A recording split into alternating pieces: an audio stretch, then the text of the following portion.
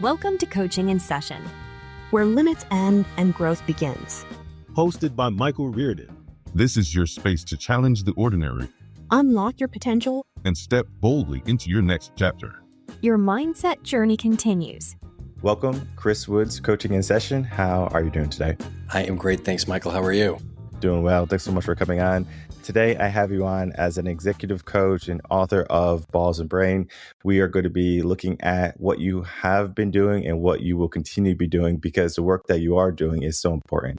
I can't tell you how many people they get stuck in fear. They get stuck in this mindset that they're not enough or that they might never be anything in life. And just to have someone to remind them that they can do more, that they can be more, can be so powerful and so uplifting. If you could, in your own words, tell the world who you are, what you do, and of course, how you help people.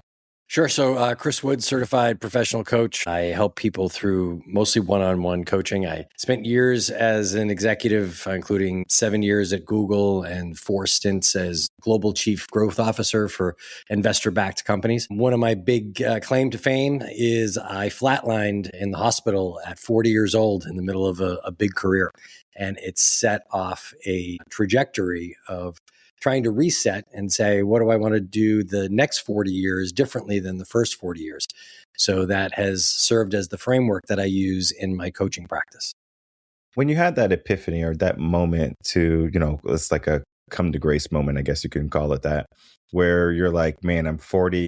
I can either choose to keep living this life in pity, or I can do something more with my next 40 years. And I know sometimes people, when they get bad news, when they get a hardship, they would rather just allow that to be their burial rather than, I guess you could say, their birth date. It's a good way to look at it. So yeah, I definitely looked at it as a birth date, as a second chance, and looked at it as, how do I want to live these next 40 years differently than the first? And from that insight that I gained from really analyzing it, gaining an awareness around my fears, because I was really fear driven. And I realized it when I got a chance to actually take a step back and look at my life. And then the other part of it was, with the next 40 years, I really wanted to lean into the things that brought me joy and that I was really good at, the gifts that, God has given me. So those were the 2 biggest things I took away from it.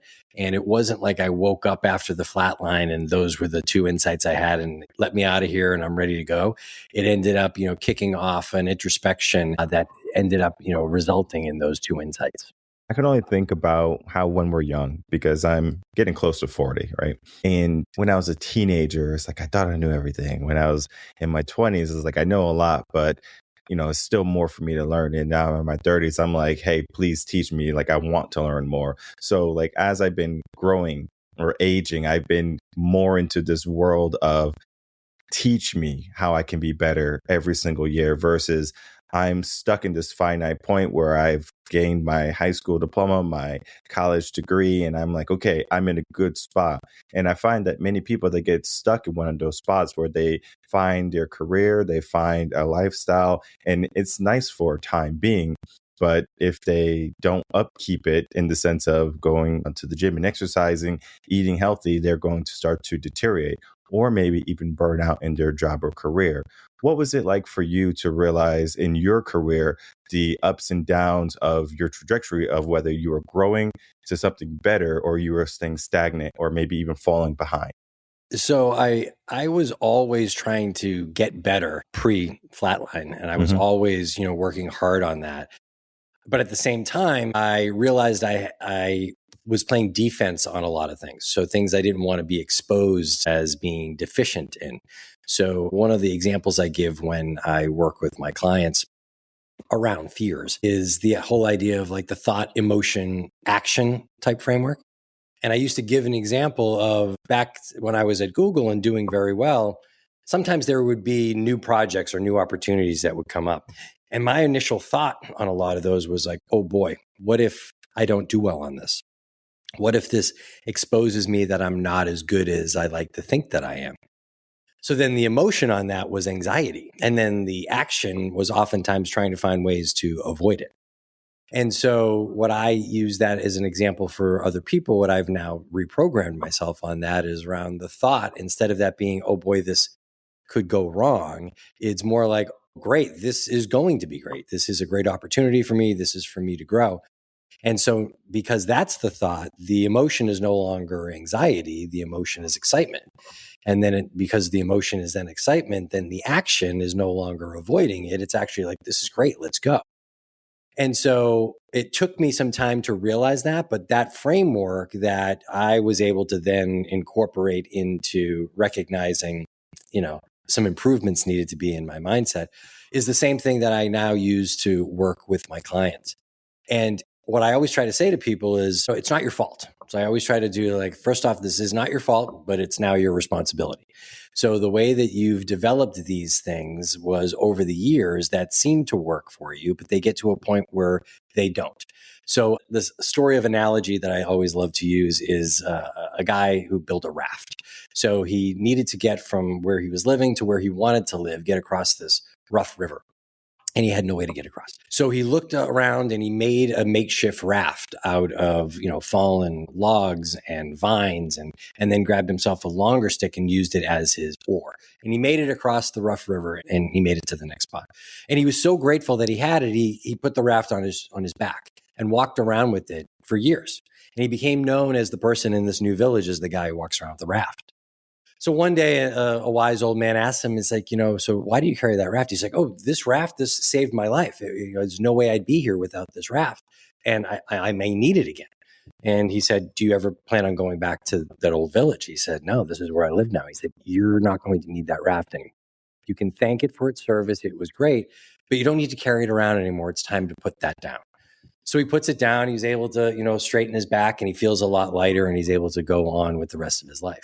And I use that analogy as a lot of times we carry things that got us through, but we don't need them anymore. They got us through, what we needed them for. And now it's time to take a different approach.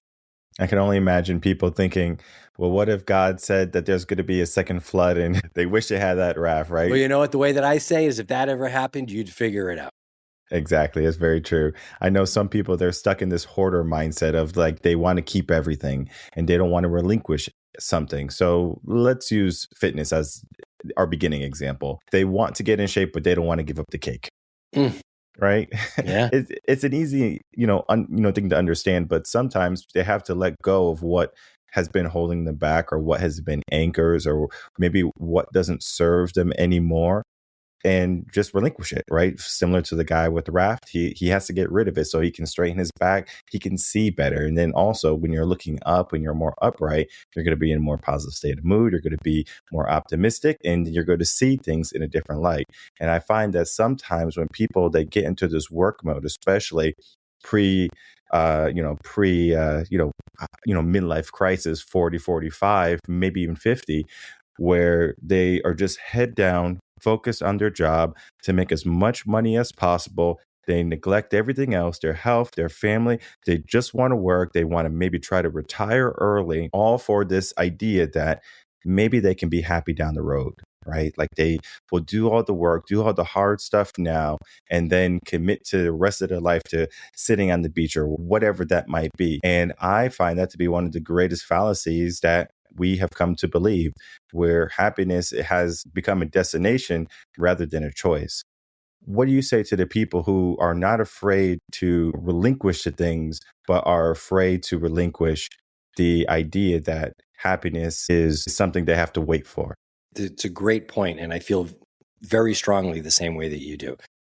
And so I always draw the analogies. I was raised Roman Catholic, Irish from Boston. Same, yeah.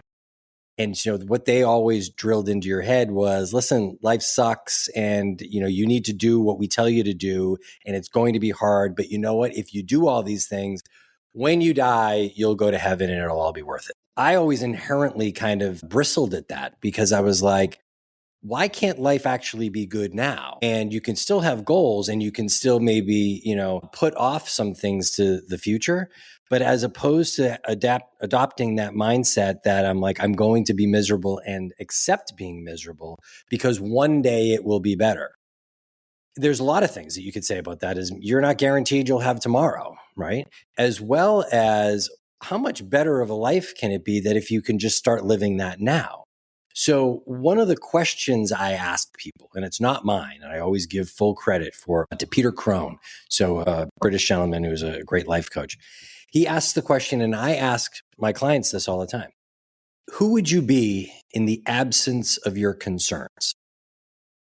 And I love the way it's phrased, right? It doesn't ask you what your fears are. It doesn't even use the word fears. It says in the absence of your concerns. And I have people think about that and then even write it down.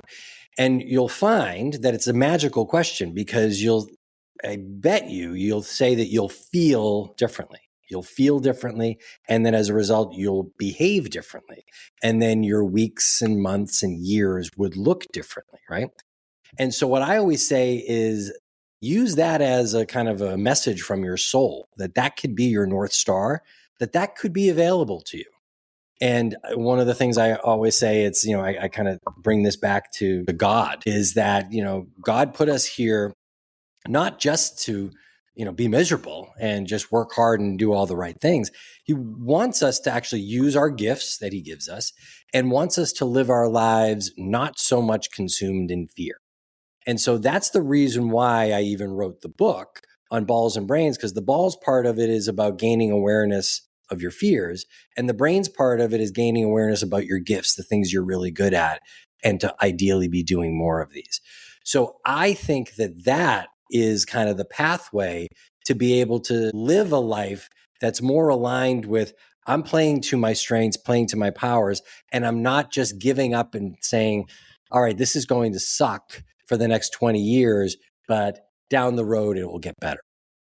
I like that idea. The thing the life coach said is very reminiscent of who you will be. And there's this idea of a question also very similar to the same space of what would you do if you knew you couldn't fail? And that question, though, operates a little bit different. That question is going to be looking at what will you try? What will you become? And it's a powerful thing because people love to dream. People will daydream more than they will take action in our world today. It's easy to get distracted. It is easy to lose focus. But when we can truly give ourselves an endeavor and we say, this is my goal and I'm not going to stop until I get it, truly like magical things have happened. And it's so funny because it's like the world gets out of your way when you become so focused. It's so funny because even myself, when I get so bogged down with family and work, I have to take a step back sometimes. And when I do, I move so much better. It's like, I don't know if you have kids, but if you do. I do. I have two daughters, 25 and 21. Okay. So you already lived through the phase of toys everywhere in the house. Yes. I am in that phase where there's an obstacle course of toys everywhere, every single day. So in the morning, I have to navigate through all the cars, all the Legos, all the obstacles that are trying to kill me. And if I just take a step back, even if I'm in the dark, can I take a step back and I just pay attention to everything? Okay, cool. I know where I'm going. I can look forward and I can be exactly where I need to be or go exactly where I need to go versus let me take tiptoe steps along the way. And I think so many people, they're just in this idea of fear or taking action. And I love the title of your book. And I know this could be a great segue to that conversation or that talking point is balls and brains. And how did you come up with that title? What is something that you were thinking about when you were, like trying to conceptualize this idea of what the book is? So I named it that way just as an attention grabber. As you know, in this day and age of short attention spans, it stops the scroll. And so that's the reason why I named it that way. But it actually works because those two steps about understanding your fears that are holding you back, as well as gaining an awareness around your strengths, are already the first two steps of this 5-step framework I always work with my clients on. So I meant it to be an accessible way, particularly for younger men who are resistant to wanting to say that they have any kind of fears. And what I always try to say is that, listen, just read the book. It's an invitation to it. And look at me. I'm a guy who's done a lot of things and has been very successful. And I'm sharing with you some of these lessons learned so you don't have to flatline in a hospital at 40 years old to kind of pick these things up.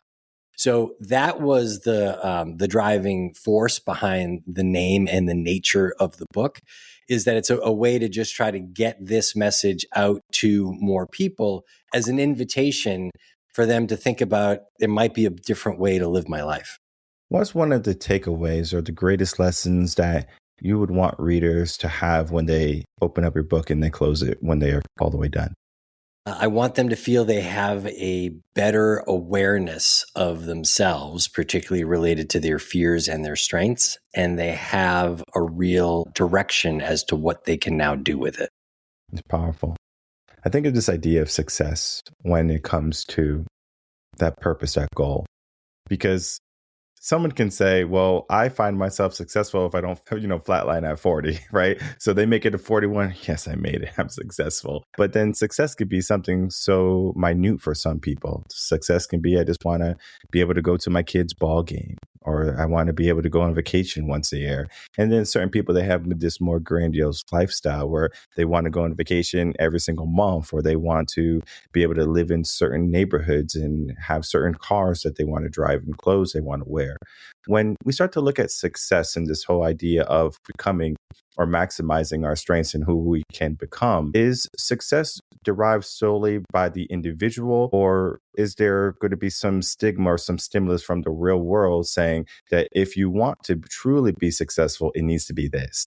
So I think everyone has to find their own way with it. And that's one of the things that I feel like that question really opens up someone's self-awareness when it says, who would you be in the absence of your concerns? I think when people ask them that question, they'd be like, I would do this, this, this, and this. And that, I think, shows them what the definition of success is for them.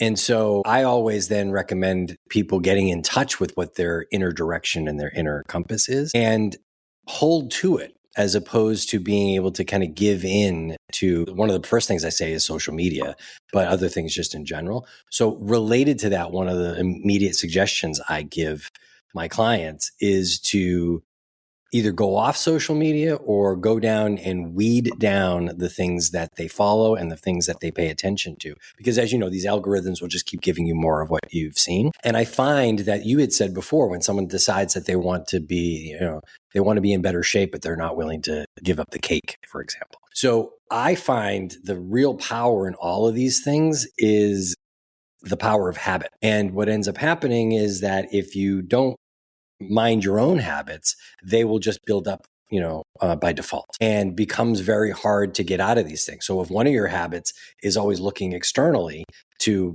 say what your definition of success is, you're always going to be at the whims of somebody else. And so that's one of the things I always encourage people, no matter their age, is go inside, go internal to find what means success for you. And maybe it aligns with what, your parents thought and what your family thinks and these others. But if it doesn't, I recommend taking a real look at it. And so what I always say, and one of the things I preach, is I always encourage people to approach things as evolution as opposed to revolution. So I would never say, if something comes back about your, in the strength part of it, I have them take the Clifton Strength Finders and show the things that they're doing. And I don't say that if out of your top 5, if you're only doing one of them at your job, I'm not telling you to go quit your job right now. Or, any of these other things. I'm not telling you to blow your life up. I'm saying that once we get this awareness and we get this direction, we can start a plan, a trajectory towards that way. And evolution works. It's been going on for a really long time. Revolution is scary and messy. And oftentimes people lurch from one revolution to the other. So I discourage that. And that's the reason why I actually approach it with a framework, is though it's the same framework for everyone, the results that they get and the direction that they get as an output of it is all dependent upon them. And the sooner people can tune into their internal navigation system, the sooner they are on their way to actually living a fulfilling life. Yeah. We talked about this idea of the revolution, and I think that's a great talking point moving forward, because if we have, for example, our children, they're going to see us and they might see us maybe at a higher echelon, right? Wow, dad did this. Dad's so amazing. I can never surmount to what dad has done. So they start to live a little bit less, saying, okay, I'm going to aim this low. And that doesn't just happen with our parents. It can happen to our peers. It can happen to the valedictorian. So we start to see this natural flow of people who are talented, people who are gifted, or just maybe people who want to work hard and do work hard. And we just put ourselves in this behind the scenes, behind the curtain, in the bleacher seats, and we just wait for luck. We just wait for an opportunity. And we know that if we want something in life, we have to be the go-getters. We have to be the people who go out and get it. And I know one of the greatest tools is the Clifton Strength Finders test to help people understand where they are, not only with their mindset, but with their skills. What do you naturally do in a given day? What are you naturally good at? And people will look at everyone else, what they're good at, and they won't look at themselves. So when they take that test, it's like, 300 questions or something. When they take that test, they are on the pedestal. They are literally in the spotlight. This is me. And it's so funny because when they get those test results, they're like, oh, this makes a lot of sense, but they don't know what to do with it. Yeah. It's like they get the map finally and they're like, okay, I have the direction, but the next step is the scariest step. It's to jump in. It's to jump in full throttle. I know where I'm going. I just have to go on that journey. What do you tell people, or what do you help your clients with when they have to go on that journey for the change? So I have them initially map their current role against their top 5 Clifton Strength Finders and say, how much of this in your current role are you doing? It's like, okay, whatever the answer is the answer. And then, so my first thought around evolution is there a way that we can evolve your current job that you could be leveraging more of these things? As well as, and it depends upon where they are in their career, are there a lot of things in your current job that you're not that great at, right? That you're working really hard just to get to average? Is there a way that you could be leaning more into these strengths? So that's the first thing. The second thing is then, how can you evolve it? So that, like, can you evolve the either current role, or if you like your company and it makes sense for you, is there another role within the company at some point that we can start setting you on a trajectory that you can get? So that's the other part about this evolution. And then the third part that I say is that if there's also things within those Clifton Strength Finders that they're not doing as much at work, is there an opportunity to be doing some of that outside of work? And just so that you're exercising those muscles that you've been gifted with. Because what I've seen is, there was a client of mine a couple of years ago who started working on some of his natural strengths that he did outside of work. He started a little side hustle that he could do. And then as he got really good at that got him better at being able to then get another job within his company. So he never even ended up then blowing out of his place of work. He ended up then being able to prove that he was doing enough that he could get another job. So he moved from like an operations role into a marketing role. And so I use that as the example. Is I want you to go all in on these things, but it doesn't have to be scorched earth. I'm throwing everything away and I'm going all the way on this and to heck with everything else. I want people to be responsible and thoughtful about these things, because getting back to one of the things you just mentioned a few moments ago about people having different perspectives on what they're capable of or responsible for. One of the things I always say, and I live by it, is I am 100% responsible for 100%. And so you keep saying it and internalize it, because it's not then someone else's fault, or leave it to someone else to save you. It's on you. And so the point that I then say on that is, but it's not like you're in a rowboat. So this is what I always try to say, is that, like, imagine a rowboat and it's just you and you are rowing, and it's hard and it's arduous work. You're making progress, but if you stop, you stop. What I say is, you don't have to be in a rowboat by yourself. You can actually be in a sailboat, right? So you can still direct and use your talents, but you can leverage things that are larger than you, right? So whether it's your faith, or whether you're changing your mindset, or even enlisting a coach to learn how to sail, it doesn't have to be grinding. This is more like aligning, is what I always say. And it's all available to all of us. It's just, you need to make that recognition that you are 100% responsible for 100% of your life. Yeah, very true. I remember the first time I ever went on a sailboat and I had to learn how to sail, and I didn't have much direction. It was basically due to trial and error. And I sunk quite a lot more than I sailed that day. But what I will say is when I did sail, finally, it was a glorious experience. I was like, this is a lot of fun. This is a lot And better. I know there's many people who are in that trial and error phase where they don't want to invest in a coach or they don't want to invest in a book. Like they just want to figure it out for themselves. And I understand there's an aspect to life of like experiencing life for yourself and going on that journey for yourself. But it doesn't mean that you have to be foolish in the regards of if you want to get in a car, you don't have to reinvent the wheel every single time you do it. There's going to be people who have walked the walk, people who have gone on the journeys that you would like to go on. There's going to be resources available to you that you can propel yourself and put yourself in a different position than maybe your competitors or your peers, if you want to think of it that way. You can be in a better place if you so choose to do so. And I know there's many people when it comes to the investment of coaching or goes in or comes into the time of coaching or maybe even to the vulnerability of coaching, because to admit that you need help or to admit that you don't know it all can be a big hurt on your ego, saying, oh man, like I can't do this by myself. But very similar to how you're saying, you could be in a rowboat by yourself, or you could be in a sailboat with a team, or you could be in a speedboat or on a yacht where you have a captain. There's just so many analogies there. And, you know, for you, did you ever find yourself struggling to do things by yourself where you reached out for help? So I was super fortunate that I was given an executive coach when I worked at Google. And so once reached a certain level, they gave everybody an executive coach, which was the first time I'd ever been exposed to it. And I had up until then done everything through, brute force. And for the work that I did with her was just so eye-opening, right? It's like, particularly around blind spots, things that I didn't even know I didn't know. And she's also the one who had me take the Clifton Strength Finders, and then it ended up changing kind of my trajectory. So my experience with coaching was so transformative for me that I said, I'd like to do this at some point, later in my career after I've done a bunch of other things. So I can understand somebody's, reticence to do that, because if someone had probably told me, I was like, I'm good. Look at all the things that I'm accomplishing right now. I don't really need a coach, right? And it was just given to me, and I didn't have a resistance to it, but you don't like turn it down. And so I'm just so glad that I got a chance to do it. And all it is like, as you said, you can lead a horse to water, but you can't make them drink, as they say. And so it's not for everyone, or people either get there on their own or they don't.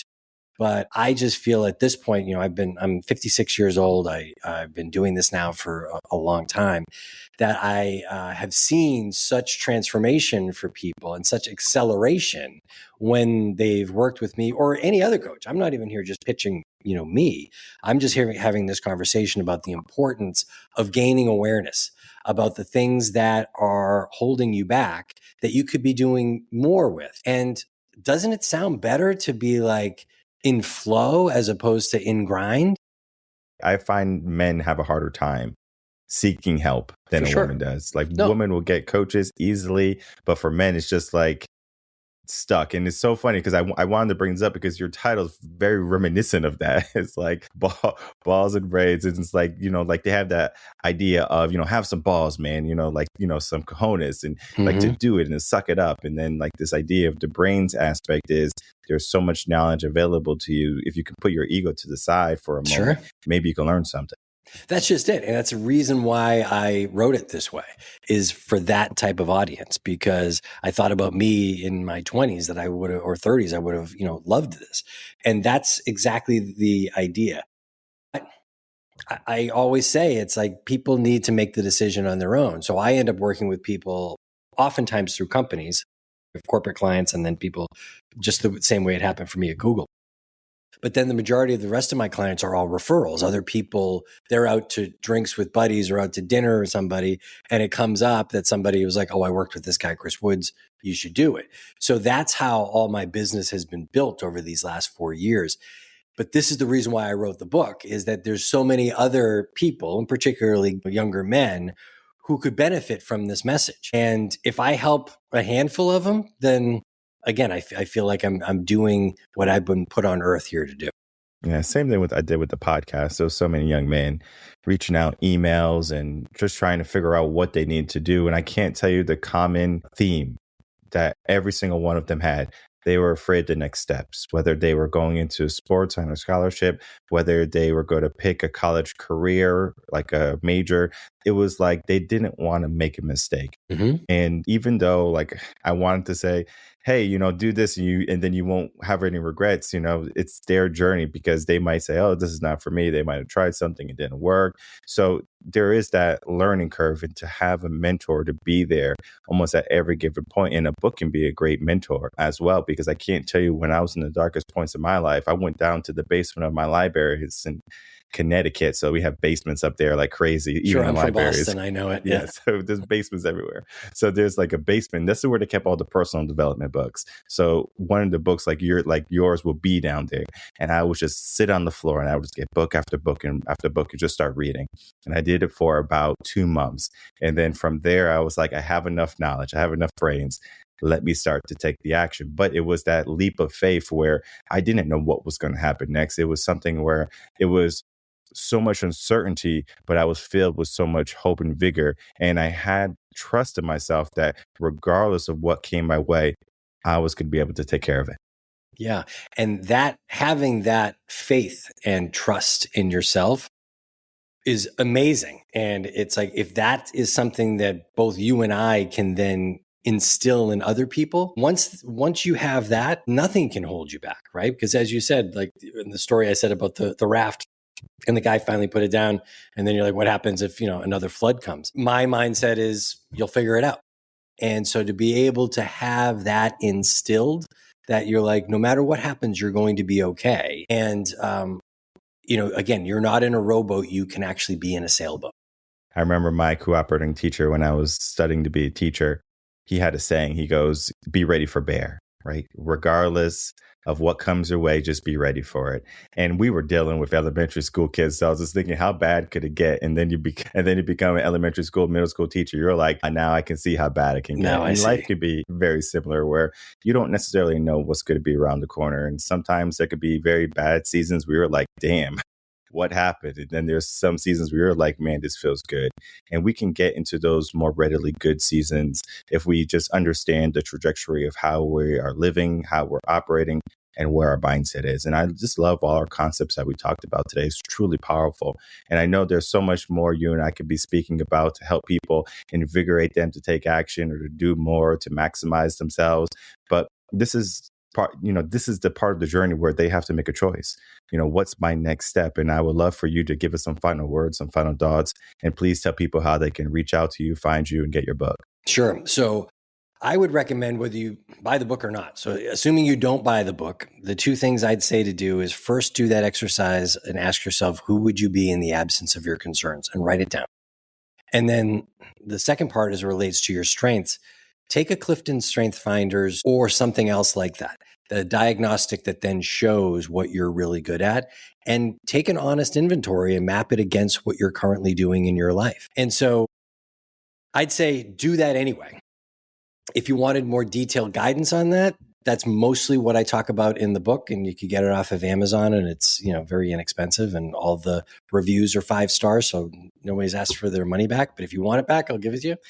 And then, so I'd say that would be the first thing that you do. And then what I then end up doing as next steps for anybody that I work with, and again, they could do this on their own, is then reset your goals based upon a better awareness of what it is, that you want to do and what's been holding you back. And then where the rubber meets the road, and this is where sometimes you do need a coach to kind of keep you accountable, is around mindset shifts and habits. Because that's the stuff that actually moves the dial. And when you get back to the thing at the very beginning, you said about somebody who wants to exercise, but they don't want to give up the cake. And so what I always say is that that's all mindset and habits. And you end up needing to break free of some of these things that have been holding you back. Or, some of the extreme way they say is you have to kill the old version of you in order to meet the new version of you. So I would say the two free advice: ask yourself that question, who would you be in the absence of your concerns? And then the second one, take a Clifton Strength Finders and get in touch with what you're really good at and start doing more of it. All right. And if someone did want to find you, do you have a website or anything? Sure. So my name is very simple. So it's Chris, Chris, Woods with an S, and I'm a coach. So my website is chriswoodscoach.com. So there you can see how I work with people. You can see testimonials from lots of happy clients, as well as if you wanted to, you could access getting the book from there. It'll send you over to Amazon. And then lastly, you can message me directly from there if any of these things that you've heard today resonate with you. All right, perfect. I always like to put the link right down below to the website book so people can easily find the resources for them, because I always find that you can never have too many tools for the toolbox. I have toolbox. I have essentially 3 toolboxes in my garage, because you never know what can break. And That's if right. something does break, I'm able to fix it. But it wasn't so much of, all right, I'm just going to get all these tools and I'm not going to learn how to use them. I made sure I was proficient in them. So when you get a book, don't just let it sit on the counter or keep it in, on your wish list. Take the initiative. You can go to the library. You can just sit on the floor like I did. Take the initiative. You are naturally going to feel something when you start moving. A lot of people who say they feel stuck in life is because they're not moving enough. It's because they're just stagnant and they're stuck in the mud and they're sludging through it. And they just have to really dig down deep with all their might, get that 1 foot up. And then at that point, don't stop. Just keep on going. I know some days are going to be harder than others. Some days you're going to want to quit. You're going to want to stop. Maybe you're going to want to have a reprieve. If you plan for it, I'm all for it. But if it's just something where you're just like, yeah, not today, then start to adjust your mindset to be a bit more proactive into maximizing your strengths. So I do want to thank you, Chris, for coming on, spending some time, of course, talking about your work, your book, and how you help people today. Thank you so much, Michael. I've really enjoyed the conversation. Thanks for having me.